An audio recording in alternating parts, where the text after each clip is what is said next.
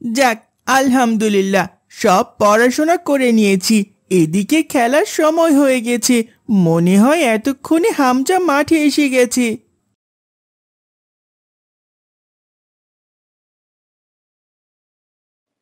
এই আব্দুল্লাহ, কোথায় যাচ্ছিস?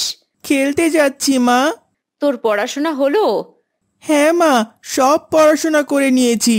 দেখছিস না বাইরে মেঘ ডাকছে, এখনই বৃষ্টি চলে আসবে। আজকে আর খেলতে যেতে হবে না। না মা, আজকে ফাইনাল ম্যাচ, আমাকে আজকে যেতেই হবে। আর এমন মেঘ তো প্রতিদিনই ডাকে, বৃষ্টি আসবে না মনে হয়। আমি গেলাম মা, আল্লাহ হাফেজ।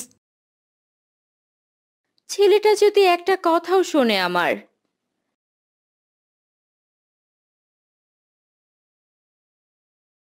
ধুর, এখনো আব্দুল্লাহটা আসলো না। এদিকে আকাশটাও খারাপ করছে।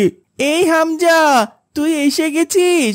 তাড়াতাড়ি আয়, দেখছিস আজকে আকাশ কত খারাপ করেছে। তো কি হয়েছে? বৃষ্টি মনে হয় আসবে না।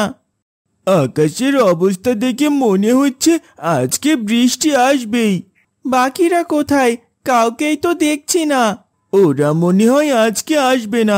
বৃষ্টির জন্য হয়তো কাউকে বাসা থেকে বের হতে দেয়নি। তাহলে তুই আর আমি কি করব? দাঁড়া, আমরা একটু অপেক্ষা করি। তারপর যদি কেউ না আসে তখন ভেবে দেখব কি করা যায়। ঠিক আছে, চল ওখানটায় গিয়ে বসে থাকি। ঘুম যদি না আসে গভীর রাতে, প্রভুর প্রেমে জাগো বাতাস শুরু হয়ে যায় ও হালকা বৃষ্টি পড়তে থাকে। মনে হয় বৃষ্টি এসে গেছে। এখন আমরা কি করি বলতো? বাসায় চলে যাব? একটু আগেই তো বাসা থেকে বের হলাম, এখনই বাসায় চলে যাব। তাহলে কি করবি? পশ্চিমের মাঠে অনেক বড় বড় পেয়ারা ধরেছে, চল আজকে পেয়ারা পেড়ে খাবো। বৃষ্টির সময় কেউ বাহিরে বের হবে না। আর যদি বৃষ্টিতে ভিজে যায় তখন? ভিজলে ভিজবো, একসাথে অনেক দিন বৃষ্টিতে ভেজা হয় না। ঠিক আছে, তাহলে চল। আসে গভীর রাতে, প্রভুর প্রেমে জাগো তাসবিহ হাতে। পশু পাখি ওরা দুজনে গাছ ভিজতে গাছ ভিজতে হাঁটতে থাকে। কিছুক্ষণের মধ্যেই খুব জোরে বৃষ্টি শুরু হয়, দুজনেই ভিজে যায়। হামজা, পেয়ারার গাছটা তো অনেক বড়, পারবো কিভাবে? দাঁড়া না, একটু চেষ্টা করে দেখি। কত গাছে চড়লাম। তাড়াতাড়ি নে, এদিকে তো বৃষ্টি বেড়েই চলছে। আমরা তো ভিজে একদম শেষ হয়ে গেলাম। আরে কোনো সমস্যা নেই, পারছি, দাঁড়া। পেয়ারা পাড়তে পারতে তারা দুজনে পুরোপুরি ভিজে যায়। দেখছিস পেয়ারা খাওয়ার চক্করে আমাদের কি অবস্থা হলো। এখন বাসা গেলে মা নিশ্চয়ই বকবেন। এত ভয় পাস না তো, কিচ্ছু হবে না। বাড়ি গিয়ে জামা কাপড় পাল্টে নিবি, ব্যাস। তোর মায়ের মতো তো আর আমার মা নয়। বাসায় গেলেই আমাকে বকা শুরু করবে। আসার সময় কত করে বারণ করেছিল, তারপরেও আমি এসেছি। এখানে এত কথা না বলে বাড়ি গেলেই তো হয়। চল বাড়ি যাই। হ্যাঁ হ্যাঁ, চল। কিরে আব্দুল্লাহ, তুই তো একদম ভিজে শেষ হয়ে গেছিস। কত করে বললাম এই আকাশে বাড়ি থেকে বের হোস না। হাচ্চু, ভিজতে চাইনি মা। মাঠে গিয়ে হঠাৎ বৃষ্টি শুরু হয়ে গেল, তাই ভিজে গেছি। আচ্ছু। এতক্ষণ কোথায় ছিলি? ঠান্ডা ঠান্ডা লাগিয়েছিস মনে হয়। তাড়াতাড়ি ভেতরে আয়, জামা কাপড় পাল্টে নে। আচ্ছা মা, এখনই যাচ্ছি।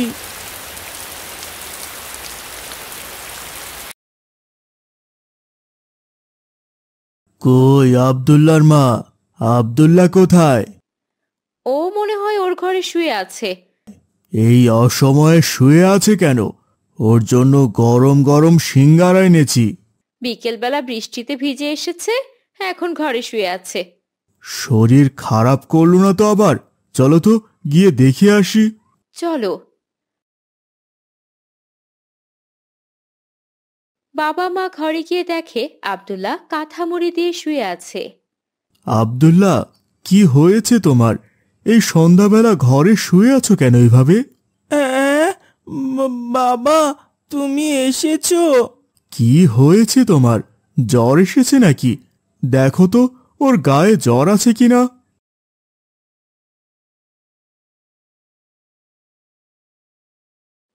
দেখি দেখি, আরে জ্বরে তো গা পুড়ে যাচ্ছে।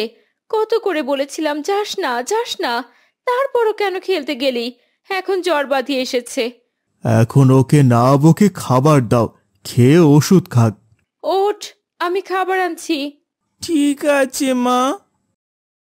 জানি তোমার নামে জেগে করে মিতানি, পশু পাখি মা, গাছগাছালি, একটু শোনো তো। তোমার নামে জেগে করে মিতানি, মানুষ হয়ে কি হয়েছে, ডাকছিস কেন? আজকে কি বার মা? কেন আজকে সোমবার? আজকে তো স্কুলে পুরস্কার দেওয়ার কথা ছিল, আমি কিভাবে যাব স্কুলে? জ্বর বাঁধানোর আগে এটা মনে করা উচিত ছিল। এখন আর কিভাবে স্কুলে যাবি? এখন ঘরে শুয়ে থাকতে হবে। আমি তাহলে নিজের হাতে পুরস্কার নিতে পারবো না? আমার কত শখ ছিল। বেশি কথা না বলে এখন ঘরে শুয়ে থাক। খাবার সময় ঘরে খাবার দিয়ে যাব, খেয়ে নিস।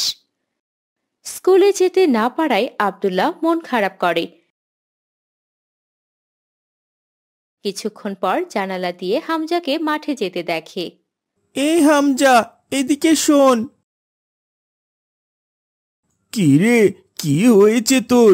আমার খুব জ্বর এসেছে, গতকাল থেকে আমি বিছানা থেকে উঠতে পারছি না। সে কি রে, একটু বৃষ্টিতে ভিজতেই জ্বরে ভুগছিস? সব তো তোর জন্যই হয়েছে, তুই তো আমাকে ভিজতে বললি, এখন আমার দোষ দিচ্ছিস? আচ্ছা বাদ দে এসব, তুই কি মাঠে যাচ্ছিস? হ্যাঁ, মাঠে যাচ্ছি। আজকে আকাশ ভালো, সবাই খেলতে গেছে। তুই একটু মাকে বোঝা না, আমাকে যাতে খেলতে দেয়। বাপরে, আমি ওসব পারবো না। তোর মায়ের যা রাগ, আমি চললাম, তুই এখানে শুয়ে থাক। হামজা শোন, যাস না। যা, চলে গেল। তোর এসব জ্বর টর যে কেন হয়, যত সব বাজে জিনিস।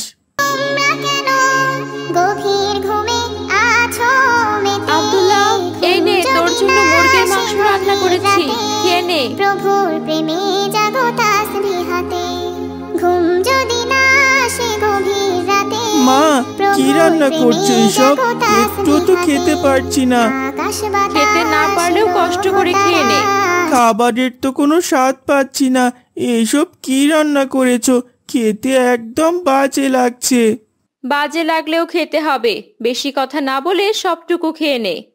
না, আমি এসব খাবার খাবো না, আমার খেতে একটুও ভালো লাগছে না। কি হয়েছে আব্দুল্লাহ, খাবার কেন খাচ্ছ না? দেখো তোমার ছেলে নাকি খাবে না। খাবারে একটুও স্বাদ নেই, সব কেমন পানসে পানসে লাগছে। এগুলো কোনো রান্না হলো? খাবার পানসে লাগছে না, তোমার জ্বর হয়েছে, তাই মুখের স্বাদ পাচ্ছ না। এই জ্বর যে আমাদের কেন হয়? এই জ্বরের কোনো প্রয়োজনই নেই। কেন যে আল্লাহ আমাদের জ্বর দেন বুঝি না। জ্বরকে নিয়ে এমন উপহাস করো না। জ্বর আল্লাহ তাআলার নিয়ামত। জ্বর আবার কিভাবে নিয়ামত হলো?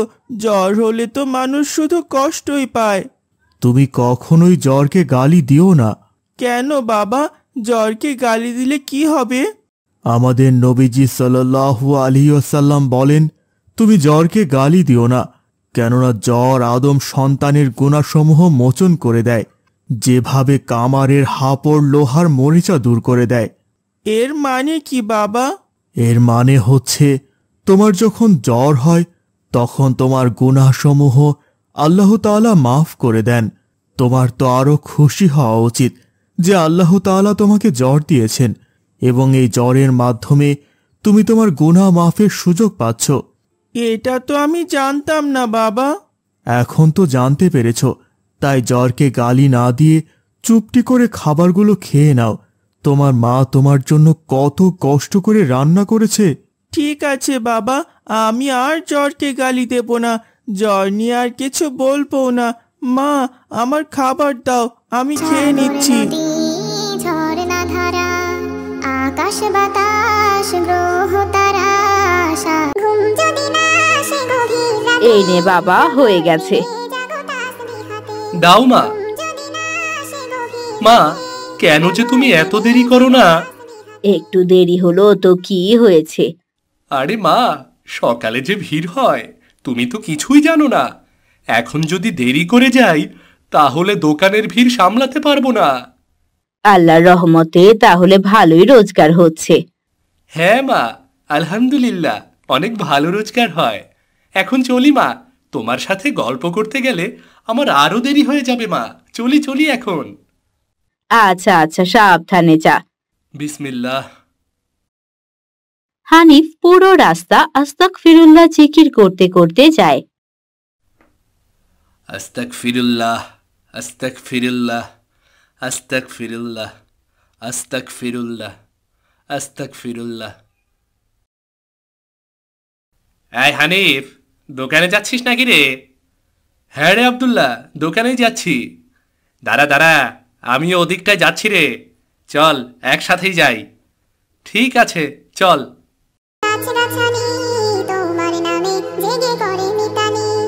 হ্যাঁ রে হানিফ, আমরা একসাথে বড় হয়েছি, অথচ দেখ পরিবারের বোঝা টানতে গিয়ে তুই পড়াশোনা করতে পারলি না, মাদ্রাসাটাও ভালো করে পড়তে পারছিস না। কি আর করব বল, একলা মা কি আর এত কিছু সামলাতে পারে? তবুও একটু কষ্ট করে পড়তিস। পড়ার তো অনেক ইচ্ছে রে, কিন্তু আমি মনে করি আল্লাহকে সন্তুষ্ট করতে আমার নেক আমলই যথেষ্ট রে। আচ্ছা হানিফ, তুই সব সময় কি এত জিকির করিস রে? দেখি রাস্তা চলতে গিয়েও বিড় করে কি যেন বলিস, আবার কাজ করতে গিয়েও বলিস। আমি তো সব সময় আল্লাহর জিকির করি রে, আস্তাগফিরুল্লাহ পড়ি।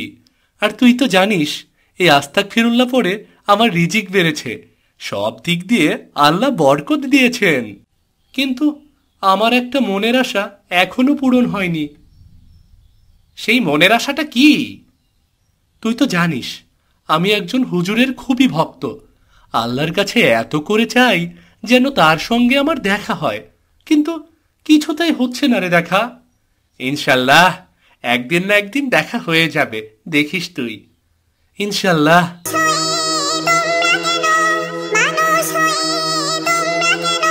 এই তো তোর দোকানে এসে গেছি, তুই তাহলে দোকানে বস, আমি একটু আসছি রে। ঠিক আছে, তুই যা তাহলে।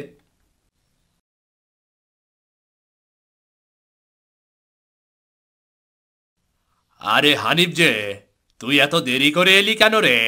আরে তাড়াতাড়ি রুটি বানা, তোর রুটি দিয়েই তো সকালের নাস্তা করবো রে।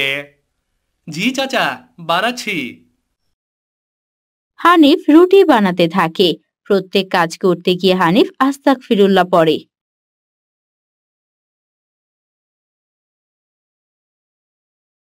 হানিফ রে, তোর এই রুটি সবজিতে কি মধু আছে নাকি রে? আল্লাহ তোর এই রুটি সবজিতে যেন জান্নাতি স্বাদ দিয়েছেন রে। বাহ, আপনারা খেয়ে তৃপ্তি পান, এটাই আমার কাছে খুব ভালো লাগে চাচা, মন ভরে খান। হ্যাঁ হ্যাঁ, আরো কয়েকটা রুটি বানা। খলিল, আমার আর বাড়িতে থাকতে ইচ্ছে করছে না। কি বলছেন কি?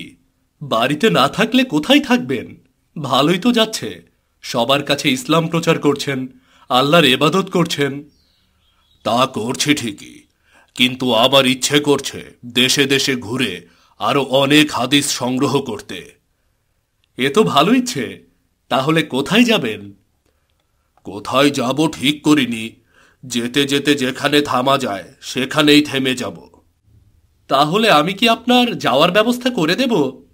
হ্যাঁ, আমি ভাবছি আজকেই রওনা হয়ে যাব, তারপর বিভিন্ন গ্রামে গ্রামে ঘুরে হাদিস সংগ্রহ করব আর হাদিস বিতরণও করব। ঠিক আছে, তাহলে তাই হোক। ইব্রাহিম বসরি সেদিনই রওনা হয়ে পড়ে। সে গ্রামের পর গ্রাম চলতে থাকে। এক সময় সে ক্লান্ত হয়ে যায়। সারাদিন হেঁটে হেঁটে খুব ক্লান্ত হয়ে গেছি, আবার পক্ষে আর হাঁটা সম্ভব নয়, এবার একটু বিশ্রাম নিতে হবে। এদিকে আবার রাতও হয়ে যাচ্ছে, কিন্তু এই অচেনা গ্রামে কোথায় আশ্রয় নেব? আর একটু সামনে গিয়ে দেখি থাকার কোনো জায়গা পাই কিনা। হাঁটতে হাঁটতে ইব্রাহিম বসরি একটি মসজিদ দেখতে পান। তিনি মসজিদের ভিতরে গিয়ে দেখেন সেখানে ইমাম সাহেব আছেন। আসসালামু আলাইকুম। ওয়ালাইকুম আসসালাম। আপনাকে তো চিনলাম না। আমি ইব্রাহিম বসরি, অনেক দূর থেকে এসেছি। আমার এখানে কোনো আত্মীয় স্বজন নেই, থাকার কোনো জায়গাও নেই। আমি আজকে রাতটা মসজিদে থাকতে চাই। আপনি ইব্রাহিম বসরি? আপনার কথা আমি অনেক শুনেছি। আপনি এখানে কেন থাকবেন? আপনি আমার বাড়িতে চলুন। না না না না, মসজিদের চেয়ে উত্তম জায়গা কোথাও নেই। আমাকে এখানে থাকার অনুমতি দিন দয়া করে। অনুমতি চাইতে হবে না, আল্লাহর ঘর তো সবার জন্য।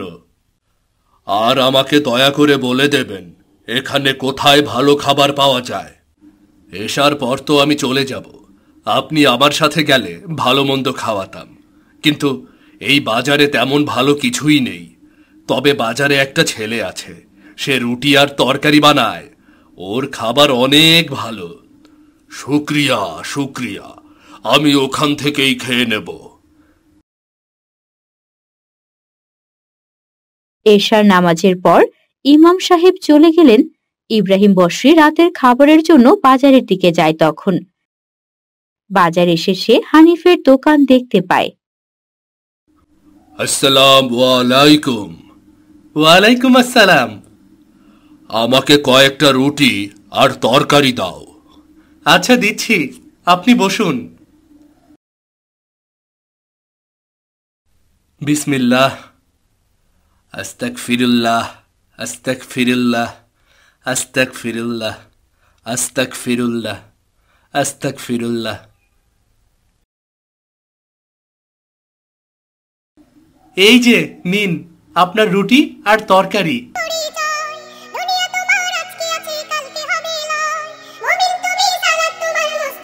আহ, খুব স্বাদ হয়েছে। ইমাম সাহেব তাহলে ঠিকই বলেছিলেন। আচ্ছা, তোমার নাম কি বাবা? আমার নাম হানিফ। আমি একটা জিনিস খেয়াল করলাম, তুমি সব সময় কিছু করতে গিয়ে বিড়বিড় করে কি যেন পড়ো। কি পড়ো তুমি বলো তো? আমি যা পড়ি তা হলো দোয়া কবুলের অস্ত্র। দোয়া কবুলের অস্ত্র? আমাকে বলো তো সেটা কি? আমি সব কাজেই আস্তাগফিরুল্লাহ পড়ি। এটা পড়লে তোমার সব ইচ্ছে কবুল হয়? হ্যাঁ, আল্লাহর রহমতে আমার সব দোয়া কবুল হয়, কিন্তু আমার মনের একটা ইচ্ছা পূরণ এখনো হয়নি। কোন ইচ্ছাটা পূরণ হয়নি আমাকে বলো। আমি এক হুজুরের ভক্ত। আমি আল্লাহর কাছে অনেক চাই সে আমার সাথে যেন ওই হুজুরের একটা বার দেখা করে দেয়, কিন্তু এখনো সেই হুজুরের সঙ্গে আমি দেখা করতে পারিনি। তার অনেক নামডাক শুনেছি আমি। সেই হুজুরের নাম কি? উনি অনেক বড় আলেম।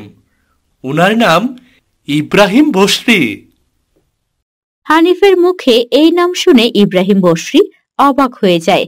তিনি আবেগপ্লুত হয়ে হানিফকে বলেন, ওহে বালক, তোমার এই ইচ্ছাটাও আল্লাহ তাআলা পূরণ করে দিয়েছেন। তার মানে? আমি সেই ইব্রাহিম বসরি যাকে দেখার জন্য তুমি আল্লাহর কাছে প্রার্থনা করতে। তার মানে আমার জিকিরের ফজিলত আমি পেয়ে গেছি। আমার কত ইচ্ছে ছিল আপনাকে দেখার, আমি আপনাকে দেখতে পেরেছি।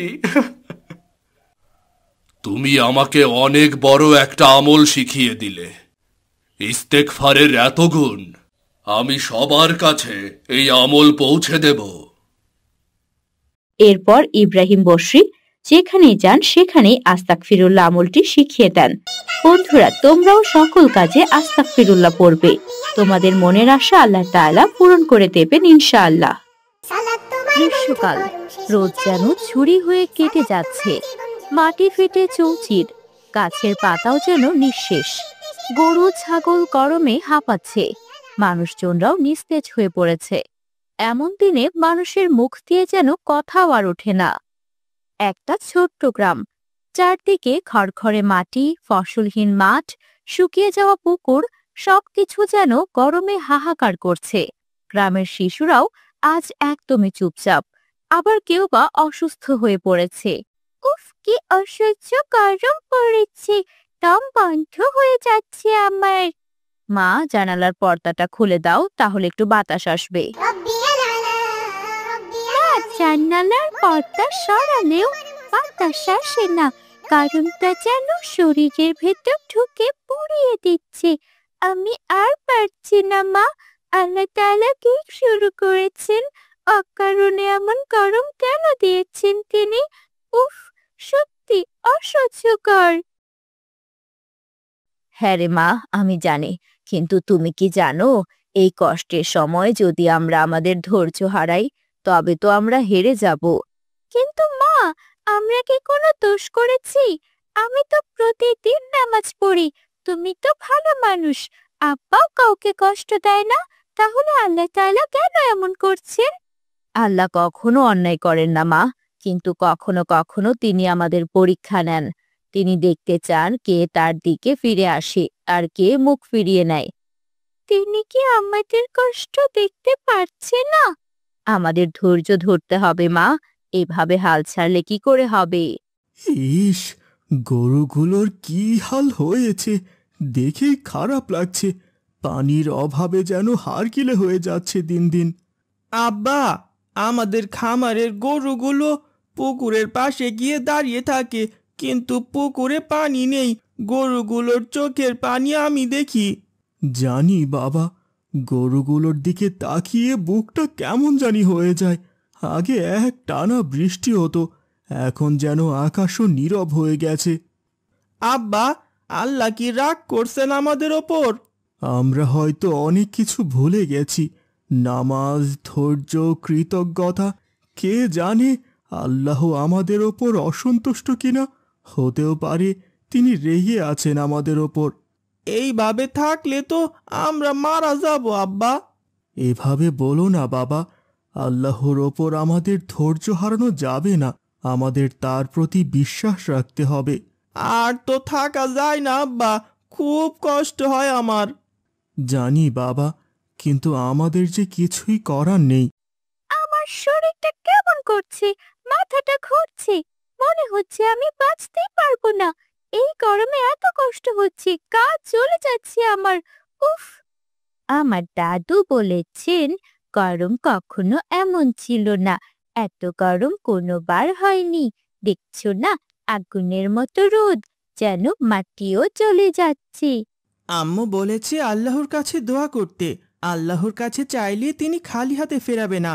কিন্তু জানো, আমি তো প্রতিদিন তার কাছে আমাদের কষ্টের কথা বলি, কিন্তু কই, তা তো কিছুই হচ্ছে না। হয়তো আল্লাহ আমাদের কথা শুনছেন না। আমরা ছোট বলে কি এমনটা হচ্ছে? আমাদের কথায় কি কোনো দাম নেই তার কাছে? আমার বড্ড রাগ হচ্ছে আল্লাহর ওপর। তুমি এমন কথা বলো না। আল্লাহ শোনেন, তিনি আমাদের সব কথাই শোনেন এবং আমাদের কষ্ট জানেন। আমি আর জানি না, মাঝে মাঝে মনে হয় তিনি রেগে গেছেন, আমাদের সবাইকে আমাদের কোনো একটা ভুলের শাস্তি দিচ্ছেন। আমাদের ধৈর্য হারানো যাবে না। তিনি এক ও অদ্বিতীয়। তিনি নিশ্চয়ই আমাদের কষ্ট দেখছেন এবং তিনি জানেন আমরা কি ভুল করেছি এবং হয়তো তিনি আমাদের সেই ভুলের শাস্তি দিচ্ছেন। মনে হচ্ছে তিনি আমাদের ছেড়ে দিয়েছেন, আমাদের নিয়ে আর ভাবেন না। তখনই সেখানে রহমত চাচা প্রবেশ করেন। কে বলল আল্লাহ তোমাদের ছেড়ে দিয়েছেন? তার চুপ থাকা মানে কি তিনি দূরে? না বাবা, তিনি দেখেন এবং শোনেন। তিনি শুধু তার বান্দাদের পরীক্ষা নেন। চাচা, আমাদের পুকুর শুকিয়ে গেছে, গরুগুলো কেমন হয়ে গেছে, গাছপালা, মানুষজন সবাই কষ্টে। এটাও কি পরীক্ষা? হ্যাঁ মা, কখনো কখনো আল্লাহ এমন কষ্ট দিয়ে আমাদের ডাকেন। তিনি চান আমরা যেন তার দিকে ফিরে আসি, শুধু মুখে না, মনের গভীর থেকে। তবে কি কোনো ভুল করেছি আমরা? ভুল করে ফেলাই মানুষের স্বভাব, কিন্তু ভুল বুঝে ফিরে আসাটাই বড় কথা। আল্লাহ সবচেয়ে বেশি ভালোবাসেন সেই বান্দাকে যে কেঁদে তার কাছে ফিরে আসে। এবার বাধ্য হয়ে গ্রামের মানুষরা সবাই মসজিদে যায়। শিশুরা, মেয়েরা সবাই একসাথে। নিস্তব্ধ পরিবেশ, তখনই হঠাৎ রহমান চাচা বলে ওঠেন, আসুন সবাই আল্লাহর কাছে ক্ষমা চাই আমাদের গাফিলতির জন্য, অবহেলার জন্য। সেই দয়াময় রবের সামনে আমরা আজ মাথা নিচু করি। হে আল্লাহ, তুমি ছাড়া আমাদের আর কে আছে বলো? আমাদের দুঃখ, কষ্ট, হতাশা সবই তো তুমি জানো। হে আল্লাহ, আমাদের গরমে কষ্ট দিও না, আর তুমি আমাদের ছোট ছোট সন্তানদেরকে তুমি এই গরম থেকে রক্ষা করো। আল্লাহ, তুমি দয়া করো, আমরা আর কষ্ট চাই না। তুমি আমাদের ভুলগুলো মাফ করে দাও। আমরা তোমার দেখানো পথেই চলবো। আমিন। এভাবেই আরো 2-3 দিন কেটে যায়। সবাই গরমে অতিষ্ঠ হয়ে কোনো রকমে বেঁচে আছে। তখনই হঠাৎ আল্লাহর রহমতে ঝড়ো বাতাসের শব্দ, টিপ টিপ করে পড়ছে বৃষ্টি। বাচ্চারা আনন্দে চিৎকার করে ওঠে, আকাশ, আব্বা, আব্বা, মেঘ দেখো না, মা দেখো বৃষ্টি পড়ছে, বৃষ্টি শুরু হয়েছে মা। শীতল বাতাস লাগছে, গরম একদম কমে গেছে। সত্যি এবার বৃষ্টি নেমেছে। আল্লাহ, তুমি শুনলে আমাদের কথা, তুমি আমাদের খালি হাতে ফিরিয়ে দাওনি। বৃষ্টি, বৃষ্টি, আসো আসো, দেখো দেখো সবাই, বৃষ্টি নেমেছে দেখো। আলহামদুলিল্লাহ, আমরা তো ভেবেছিলাম তিনি রাগ করেছেন, অথচ তিনি সব সময় আমাদের কথা শুনে যাচ্ছিলেন। এই বৃষ্টি শুধু পানি নয়, এই বৃষ্টি আল্লাহর ভালোবাসা সেই বান্দাদের জন্য যারা শেষ পর্যন্ত তার কাছে ফিরে যান, যাদের তিনি খালি হাতে ফেরান না। এইভাবেই সেই গ্রামের মানুষ, সেই শিশুরা সবাই জানতে পারল আল্লাহ তাআলা তার বা তাদেরকে কখনো খালি হাতে ফেরান না। আমাদের যতই কষ্ট হোক না কেন, আল্লাহর প্রতি বিশ্বাস নষ্ট করা যাবে না। তিনি নিশ্চয়ই পরম করুণাময়। তিনি আমাদের কষ্ট দেখেন এবং আমাদেরকে সাহায্য করেন। যত বড় বিপদ হোক না কেন, আমাদেরকে ধৈর্য ধারণ করে থাকতে হবে।